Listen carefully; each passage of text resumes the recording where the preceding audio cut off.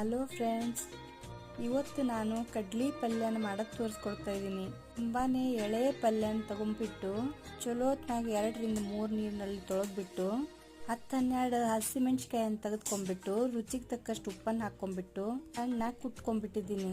No ಎಣ್ಣೆ no ಬೆಣ್ಣೆ, direct ಆಗಿ ಒಂದು ಕಡಾಯಿನ ಬಿಸಿ ಮಾಡ್ಕೊಂಡ್ಬಿಟ್ಟು ಕಡಾಯಿಗೆ ಪಲ್ಯನ ಹಾಕೊಂಡ್ಬಿಟ್ಟು ಕುಟ್ಟಿರುವ ಮೆಣಸಿನ್ಕಾಯಿ ಉಪ್ಪನ್ನು ಹಾಕೊಂಡ್ಬಿಟ್ಟು ಚೆನ್ನಾಗಿ ತಿರುಗಿಸ್ಕೊತಾ ಇದ್ದೀನಿ. ಒಂದು ಸ್ವಲ್ಪ ನೀರನ್ನು ಚಿಮ್ಕಿಸಿ ಇದನ್ನು ಮುಚ್ಚಿಬಿಟ್ಟು ಸಣ್ಣ ಉರಿಯಲ್ಲಿ ಕುದಿಸ್ಕೊತಾ ಹೋದ್ರೆ ಘಮಘಮಿಸ್ತಿರುವ ಕಡಲೆ ಪಲ್ಯ ರೆಡಿ ಆಗಿಬಿಡುತ್ತೆ. ಇದಕ್ಕೆ ಯಾವ ಮಸಾಲೆನೂ ಬೇಡ. ಬಿಸಿ ಬಿಸಿ ರೊಟ್ಟಿ ಜೊತೆ ತಿಂದರೆ ತುಂಬಾನೇ ಟೇಸ್ಟಿಯಾಗಿರುತ್ತೆ. ನಾನಂತೂ ಹೀಗೆ ಮಾಡಿದ್ದೀನಿ. ನೀವು ಎಣ್ಣೆ ಎಲ್ಲ ಬೇಕಾದರೂ ಮಾಡ್ಕೋಬಹುದು. ನೀವು ಟ್ರೈ ಮಾಡಿ ನೋಡಿ. ನನ್ನ ರೆಸಿಪಿ ಇಷ್ಟ ಆತಂದ್ರೆ ಲೈಕ್ ಮಾಡಿರಿ, ಶೇರ್ ಮಾಡಿರಿ, ಸಬ್ಸ್ಕ್ರೈಬ್ ಮಾಡ್ಕೊಳ್ಳಿ. ಬೆಲ್ ಐಕನನ್ನು ಪ್ರೆಸ್ ಮಾಡಿ.